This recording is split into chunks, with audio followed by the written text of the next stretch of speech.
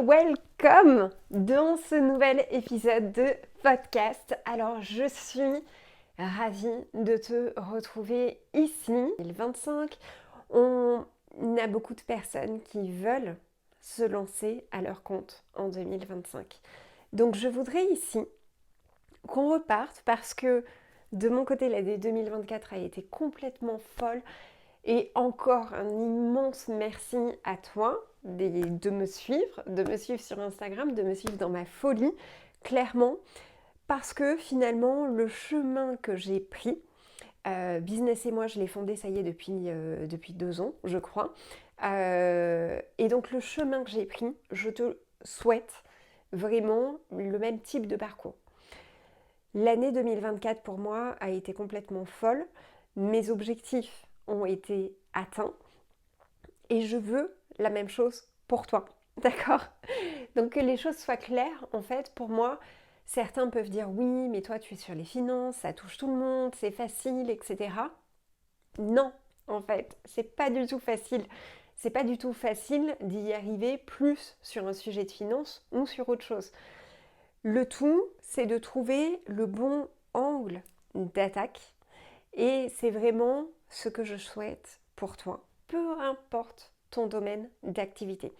Aujourd'hui, je voudrais vraiment axer l'épisode sur les personnes qui veulent créer leur entreprise en 2025, ceux qui souhaitent se mettre à leur compte, ceux qui souhaitent devenir indépendants. Mais vraiment, je mets un grand mot là-dessus. C'est d'ailleurs le nom finalement d'un produit phare que j'ai créé au mois de juillet l'année dernière, qui s'appelle Un Day.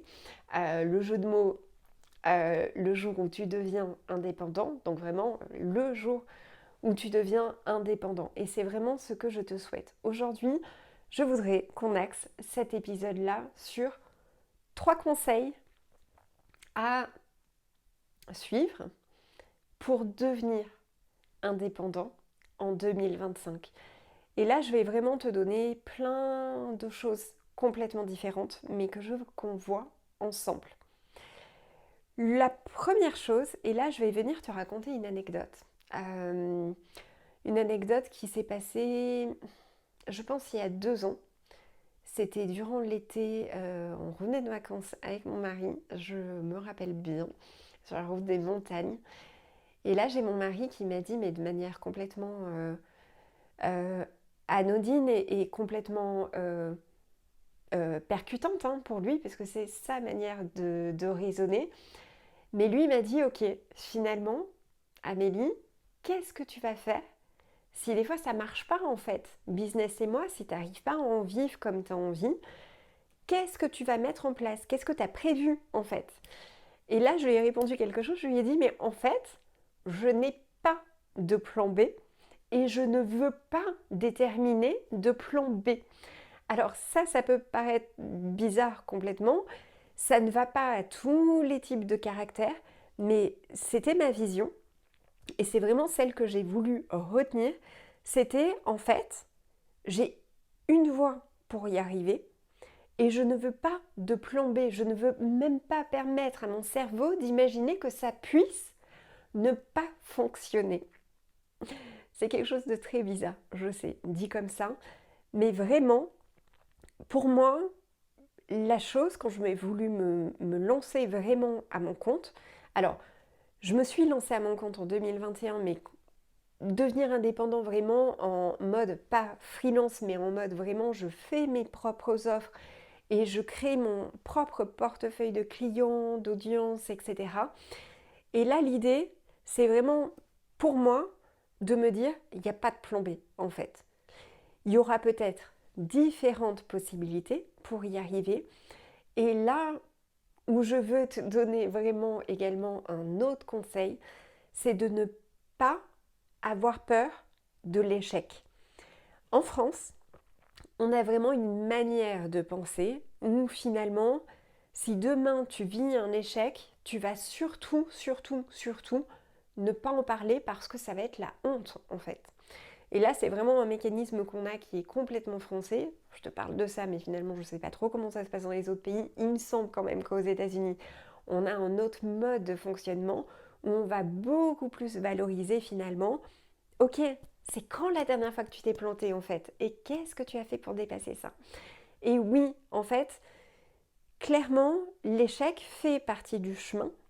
Mais en fait, alors il y a Charles Côté, un Canadien que j'aime bien, qui dit ça, qui dit en fait, lance et ajuste. C'est-à-dire ce qu'il faut, c'est passer à l'action. Et en fait, des échecs quelque part, tu vas en connaître et ça va être ok, ça va faire partie du chemin. Ça va te permettre de prendre, comme si tu prenais plein de données statistiques que tu vas analyser, tu vas demander aux autres, ok, qu'est-ce qui s'est passé? Et tu vas pouvoir rectifier le tir pour passer au stade de développement supérieur.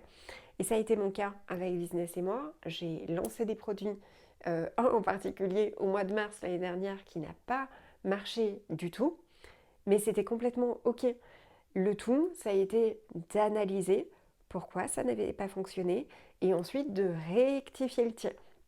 Et je sais que quand j'ai eu cet échec-là, je me rappelle encore d'une discussion avec ma maman qui m'a dit ok, mais qu'est-ce que tu vas faire? Et en fait non, c'est ok d'échouer, mais ce qu'il faut derrière, c'est simplement analyser. Donc, ce que je t'invite à faire, si tu as envie de te lancer, si tu as envie de te mettre à ton compte, c'est vraiment de ne pas, quelque part, subir le plan qui passe, mais vraiment d'écrire quelque part ton plan d'action. D'écrire vraiment, et tout ça, on le voit avec l'accompagnement qui s'appelle The Plan, que je suis tellement contente d'avoir vraiment mis sur papier, enfin même pas sur vidéo pour le coup. L'idée, c'est vraiment de prendre les devants et de mettre sur le papier ton plan d'action pour aller vers ce vers quoi tu as envie d'aller. Et donc vraiment, avec ton entreprise, on va venir réfléchir à plusieurs éléments, mais qui sont très, très, très importants. Concrètement, ça va être quoi? Ça va être déjà de te poser la question. Qui est-ce que tu as envie d'aider ou d'accompagner? D'accord? Ça peut être aussi le questionnement inverse, qui est beaucoup plus facile parfois à se poser. C'est avec qui tu n'as plus envie de travailler. Quelles sont les personnes que tu ne veux surtout pas accompagner? Et là, je t'invite à lister vraiment le type de personnes ou le type d'entité avec lesquelles vraiment tu ne veux pas travailler. Ça va parfois t'aider justement à définir avec qui tu as envie de travailler dans cette future entreprise. L'objectif ensuite, ça va être de te poser sur, ok, quel problème j'ai envie de résoudre? Ou bien quel désir profond j'ai envie de faire parvenir à atteindre mon client. Mon client cible, mon client avec qui j'ai vraiment envie de bosser. Ok? Parfois, cette question-là ne va pas être évidente. Parfois, tu vas te dire, ok, bah en fait, je sais vraiment pas par quel bout commencer. D'accord? Et là-dessus, c'était vraiment mon cas en fait. Quand je me suis lancée avec Business et moi, j'avais toutes mes compétences techniques qui étaient là, des années d'accompagnement de chef d'entreprise, mais je ne savais pas par quel bout j'allais véritablement commencer. Et en fait, là, ce que je t'invite à faire, et en fait vraiment ce que je t'invite à faire avec Business et moi de manière globale, c'est de te faire gagner du temps. Mais vraiment. Et donc, l'idée, ça a été, pour moi en tout cas, de passer à l'action, de faire une première proposition. Et ce que je me suis rendu compte, tout simplement, c'est qu'en fait, ce sont mes clients qui m'ont soufflé mes premières idées. Et toi, ça peut être vraiment exactement la même chose. Donc, ce matin, par exemple, j'étais dans un accompagnement et j'étais avec une personne qui disait, ok, moi, je ne sais pas par quel bout commencer, je ne sais pas ce qui va me faire kiffer vraiment, ce que je vais vraiment avoir envie plus de développer et de vraiment en bouffer toute la journée en fait. Et là, ce que je veux te faire comprendre, c'est que parfois, ça ne va pas être immédiat, c'est-à-dire que quand tu vas créer ton entreprise, tu ne vas pas avoir un coup de génie d'un coup, tu vas dire c'est ça que je veux faire. Non. Par contre, le fait de passer à l'action, le fait de faire une première proposition, Eh bien parfois, en tout cas ça a été mon cas, ce sont mes premiers clients qui m'ont soufflé finalement. Ok. Et ça peut être très bien ton cas également, de te dire ok, je lance une première chose et ensuite je vois comment je me sens avec cet accompagnement, avec ce nouveau développement de produits, etc. Et je vais aussi voir l'accueil qui est en face. Ok. Et moi, ça a été vraiment mon cas. Ce sont mes premiers clients, mon premier réseau historique. Et encore merci Guillaume, encore merci Céline par exemple. Ce sont eux qui m'ont soufflé et qui m'ont fait prendre conscience à quel point j'avais un marché qui était là, qui me tendait les bras et dont personne ne se préoccupait. Donc ça peut être le cas. Attention, bien sûr, s'il n'y a personne sur le marché, c'est peut-être que ce n'est pas un marché à prendre, mais en tout cas, ça peut être une piste pour toi. Donc, tout ça, on le voit dans The Plan. Derrière, il y a vraiment un autre élément dont je veux vraiment te parler aujourd'hui. C'est en fait de vérifier en amont que, une fois que tu avances, que tu as une idée de avec qui tu as envie de bosser, quel problème tu veux résoudre, ça va être de vérifier que ton business model, donc ce que j'appelle business model, c'est un gros mot, en gros, ça va être qu'est-ce que tu vends, à combien et à peu près à combien de personnes tu peux estimer. Ça va être en gros finalement le montant de tes ventes. Est-ce que il va te permettre de vivre au quotidien, c'est-à-dire de te verser le salaire dont tu as besoin pour vivre déjà dans un premier temps, ok, pour assumer toutes tes dépenses qui sont là, dont tu dois faire face absolument au quotidien, et d'imaginer que une fois par exemple que tu n'auras plus l'aide France Travail, est-ce que c'est ok? Est-ce que ton business peut te permettre de te verser le salaire dont tu as besoin au quotidien? Donc il y a vraiment différentes étapes. Pareil, on voit ça sur ce plan. L'idée de départ, c'est vraiment de se dire, ok, quel est le minimum de salaire qu'il faut que je me dégage avec mon activité. Et ensuite, on va aller chercher plus loin au fur et à mesure. Mais je vois beaucoup trop d'indépendants qui se lancent la fleur au fusil en se disant, ben, je vais proposer ça à tel tarif et puis je verrai bien de quelle manière ça prend et on verra bien. Et c'est comme ça qu'au bout de 2 ans, par exemple, une fois que les indemnités France Travail ne sont plus là, les personnes se rendent compte qu'en fait, c'est pas tenable. Leur modèle business n'est pas tenable et ne leur permet pas de vivre au quotidien. Ok? Donc ça, c'est vraiment quelque chose que je t'invite à faire, qu'on voit ensemble dans ce plan, mais je veux absolument que les tarifs que tu vas te fixer, l'audience que tu as, c'est-à-dire que le nombre de clients cibles que tu peux avoir, eh bien, ton nombre de ventes va te permettre de te verser le niveau de salaire suffisant. Ok? Donc ça, c'est vraiment ce que je voulais te voir avec toi dans un premier temps. Le deuxième élément que je voulais voir avec toi vraiment pour te permettre de devenir indépendant de manière beaucoup plus rapide, ça va être, et là c'est vraiment quelque chose que j'ai découvert au fur et à mesure, mais rapidement avec Business et moi, quelque chose que je ne soupçonnais pas quand j'étais en cabinet d'expertise comptable. Quand j'étais en cabinet d'expertise comptable, on avait cette vision de ok, j'ai un entrepreneur qui veut se lancer, on va travailler un business plan, mais en gros, tu avais ton indépendant qui venait, et enfin le créateur d'entreprise qui venait et qui disait ok, je veux créer une SAS, je veux créer une IRL. Et finalement, l'expert comptable est là pour finalement pas trop remettre en cause cette notion-là et dire ok, vous voulez créer ça, ben on va créer ça. Point.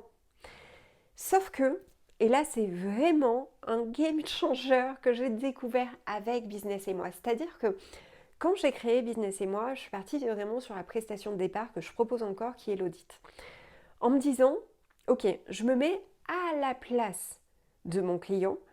Et là, si je suis à la place de mon client, qu'est-ce que j'ai besoin pour choisir, par exemple, la forme juridique sur laquelle je vais partir? Et là, je me suis mise vraiment dans la peau. Et j'ai fait le choix en fait. Pour choisir, moi j'ai besoin en fait de voir les chiffres.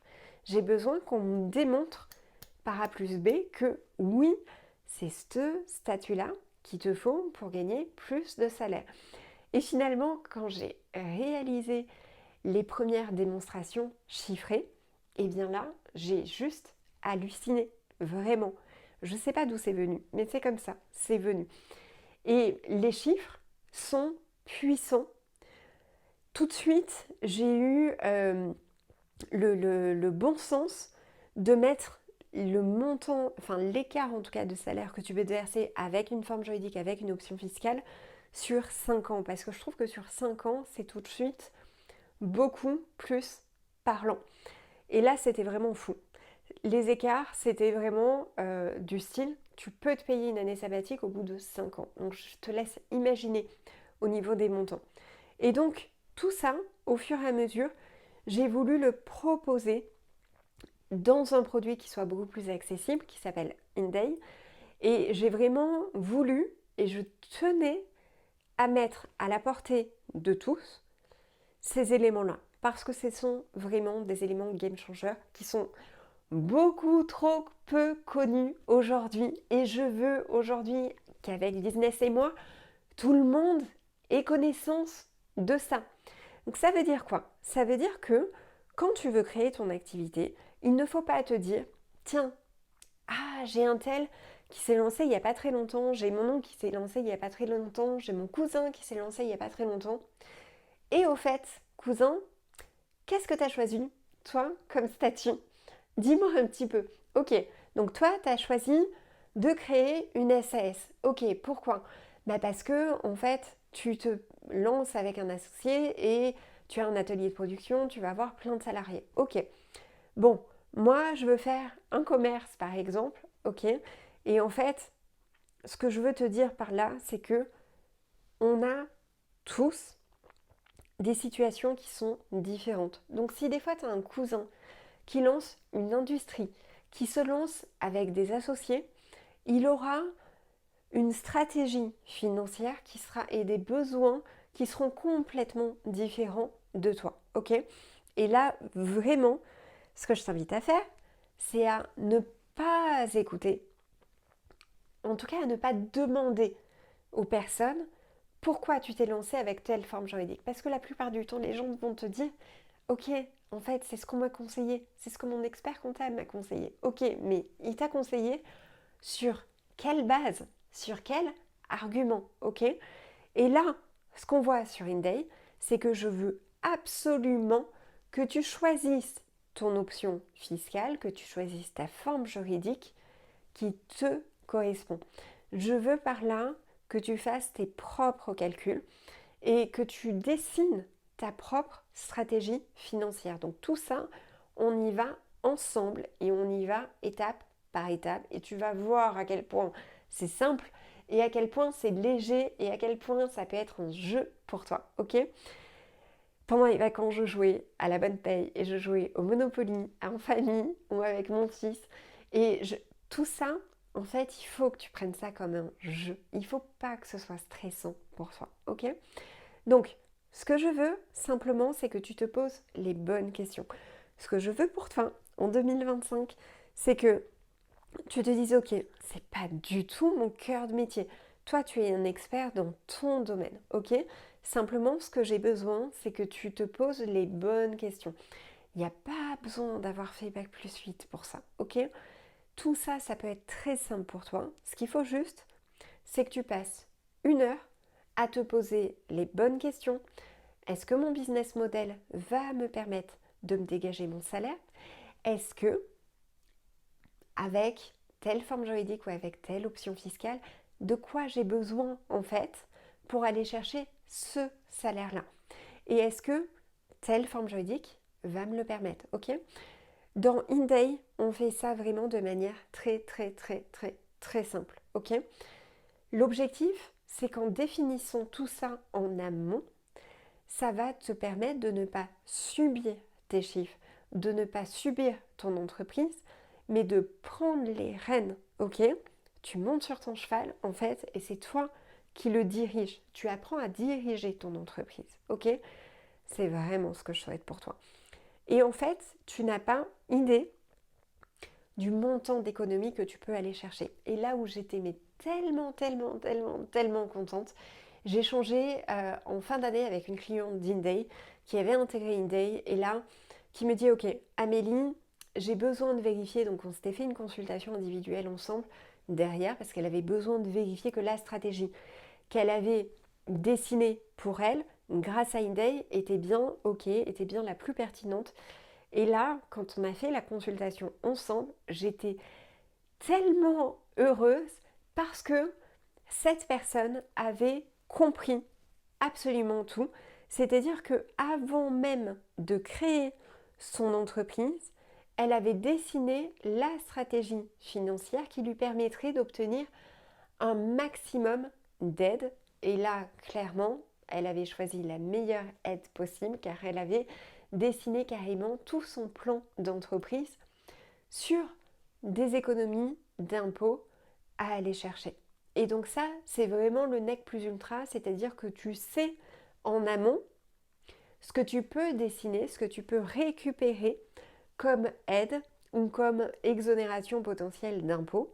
Et en fait, alors, elle n'avait pas monté que son entreprise là-dessus, parce qu'il faut que ce soit vraiment la cerise sur le gâteau. Mais quand tu connais les bonnes astuces, quand tu connais les bonnes règles du jeu, tu peux jouer avec. Et c'est exactement ça.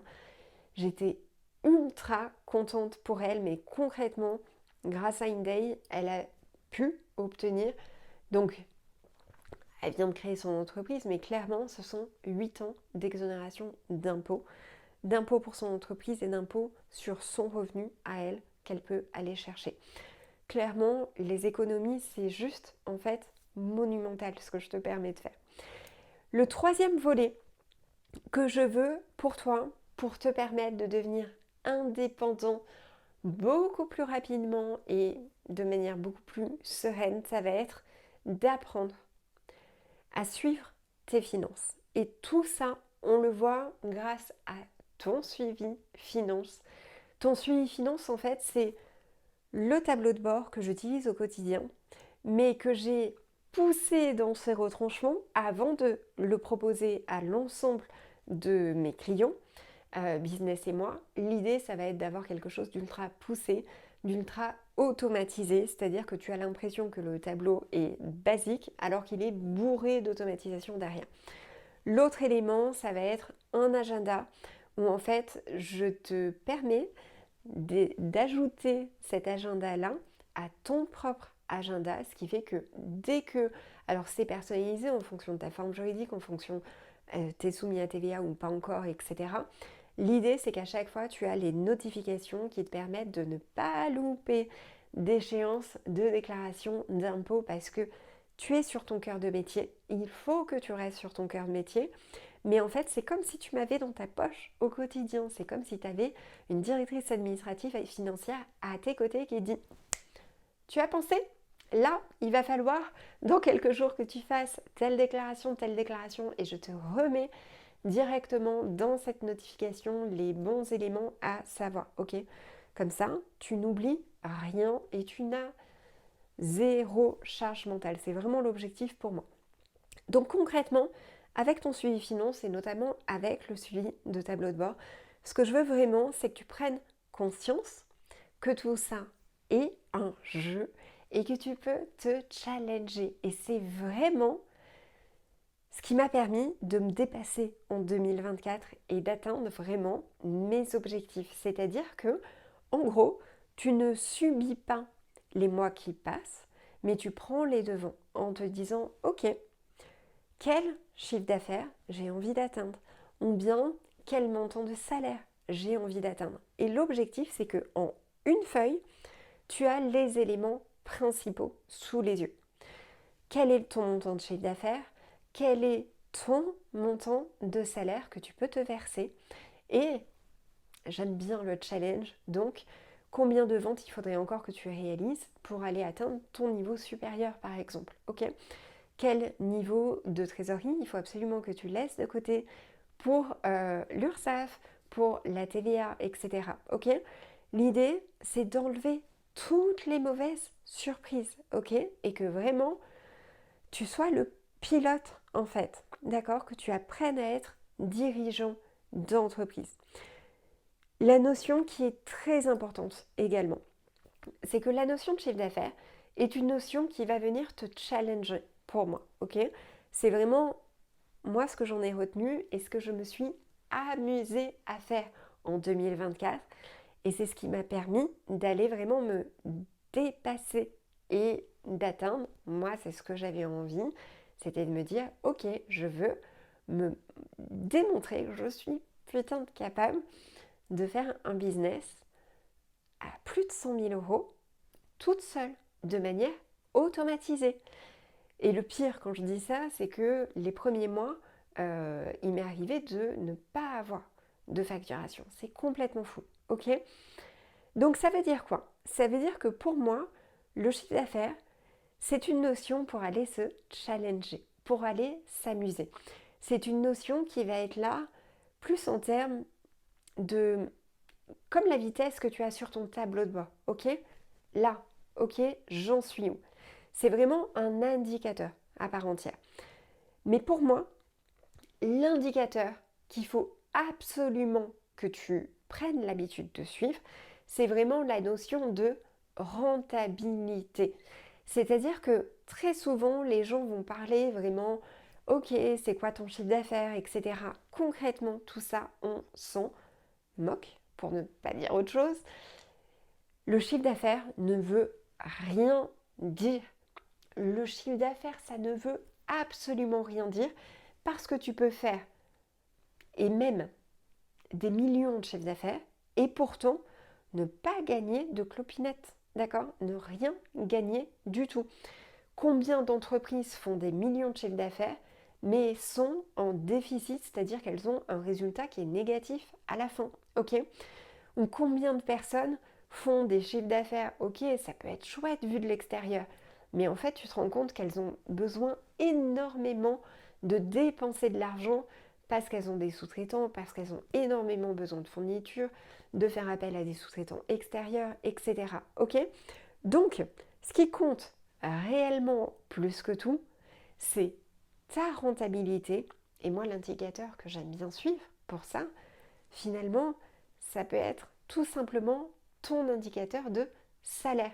Par exemple, si tu es tout seul, ok? Après ton indicateur, en fait, prends ce qui te fait kiffer au quotidien. Si pour toi, moi j'avais une cliente, c'était le nombre de sacs à main, de marque qu'elle pourrait se payer, ben prends le nombre de sacs à main que tu pourrais te payer. Si tu as un objectif de maison, si tu as un objectif de travaux chez toi, de voyage, ou bien de changer ta voiture, place ces objectifs-là, ok? Et ça, on y viendra sur d'autres éléments, mais vraiment j'aime beaucoup, moi, partir de la carotte. La carotte qui va te faire kiffer à aller chercher vraiment tes objectifs de rentabilité pour ton entreprise. Donc, tout ça, tous ces accompagnements, ces 3 accompagnements phares, je te les propose en ce moment jusqu'au 12 janvier dans un pack que j'ai appelé Dream Plan Launch. Ça veut dire quoi? Ça veut dire en fait rêve, ok, c'est bien de rêver, mais passe à l'action, planifie les choses et lance-toi parce que ça y est, en fait, c'est le moment pour toi. Donc je suis hyper contente de te proposer ce pack-là. Si tu me connais sur Business et moi, tu sais que les promotions, je n'en fais que très rarement et surtout en période de lancement. Mais là, en ce moment, ce pack-là, je te le propose à moins 40%. Ce que tu n'es pas prêt de revoir, clairement. Donc concrètement, ces accompagnements-là, en fait, sont faits pour passer à l'action ultra rapidement pour toi. Concrètement, ça va être quoi? Ça va être avec The Plan, un atelier de 2 heures, une masterclass d'1 heure, un outil pour fixer tes tarifs. L'idée, c'est qu'en fait, tu vas, au lieu de regarder une série Netflix, c'est toi le héros de ta série et tu vas planifier ton année, ok? Et c'est vraiment ce que je veux pour toi, c'est que tu sois pas là en mode plan-plan à regarder la vie des autres, mais là, je veux que ce soit toi le prochain héros du Netflix, ok? Et donc, ça commence par The Plan, où tu vas rêver la vie dont tu as envie pour 2025 et tu vas déterminer le plan d'action qu'il te faut pour y arriver. Et crois-moi, 31 décembre 2025, tu ne seras pas la même personne. Et c'est vraiment ce que je veux pour toi. Point. Concrètement, voilà, The Plan, c'est vraiment un accompagnement dont je suis très contente parce que on est sur du passage à l'action et on est sur une transformation qui est très rapide pour toi. Je suis mais tellement contente des résultats que j'ai régulièrement des personnes en message privé qui me disent ok, c'est bon, c'est parti en fait. Deuxième accompagnement avec Inday. Et là, avec Inday, on est sur un accompagnement qui est hybride. J'aime énormément le format comme Netflix où en fait, tu as envie de passer une soirée à bosser sur ton entreprise. Tu y vas en fait. Ça veut dire quoi? Ça veut dire que dans Inday, à chaque fois, moi j'adore, tu sais, les accompagnements vidéo. Donc dans Inday, tu me mets en vidéo et ensuite, hop, on passe à l'action ensemble. Donc c'est vraiment penser comme si j'étais à côté de toi et on y va ensemble et on y va vraiment étape par étape. D'accord? C'est vraiment un accompagnement que j'ai fait, que j'ai pensé pour y aller crescendo. Donc il n'y a aucune crainte à avoir. L'inconnu, on va le dégommer ensemble. Et en fait, tout va se construire petit à petit et on franchit vraiment les étapes petit à petit. Ensuite, Inday, on est vraiment sur un accompagnement hybride, c'est-à-dire que on y est ensemble, d'accord? C'est-à-dire qu'une fois par mois, on se retrouve en live et tu viens me poser toutes tes questions. J'adore ce format-là, vraiment, et c'est vraiment ultra intéressant. Et derrière, eh bien, avec ton suivi finance, là, on est vraiment sur un modèle qui est prêt à l'emploi. C'est-à-dire que l'agenda, tu viens le récupérer, tu le mets sur ton agenda à toi. Et ensuite, le tableau de bord, de la même manière, il est hyper simple parce que c'est parti, en fait. Tout de suite, tu mets tes produits et tu passes à l'action. En fait, tout de suite, tu as ton suivi finance, ton tableau de bord qui te permet de savoir enfin où tu en es et de manière mais tellement simple. Alors voilà, j'étais hyper contente de te retrouver pour cet épisode de podcast. Vraiment, viens me dire ce que t'en penses. Clairement, là tu vois, je parle à mon téléphone, donc j'ai besoin d'avoir ton retour pour savoir dans quelle direction je vais, ce que tu as besoin en fait. Donc n'hésite pas, viens me voir et donne-moi ton avis, ton ressenti, parce que moi, c'est ce carburant-là dont j'ai besoin, c'est vraiment vos retours et qui m'ont tellement nourri, qui m'ont tellement apporté en 2024 et qui me permettent de vraiment te proposer derrière des choses qui sont absolument formidables parce que vraiment ça me met en joie à chaque fois pour te proposer des choses qui n'existent pas ailleurs. Et oui, parce que Business et moi, c'est ça. C'est un nouveau type d'accompagnement. Partage le podcast, partage la page Instagram, partage les produits parce que c'est ça, en fait, c'est ce bouche à oreille là qui fait vivre Business et moi et qui l'a fait grandir d'une manière absolument monumentale. Je suis hyper contente en tout cas de te retrouver et je te dis, eh bien, à très vite.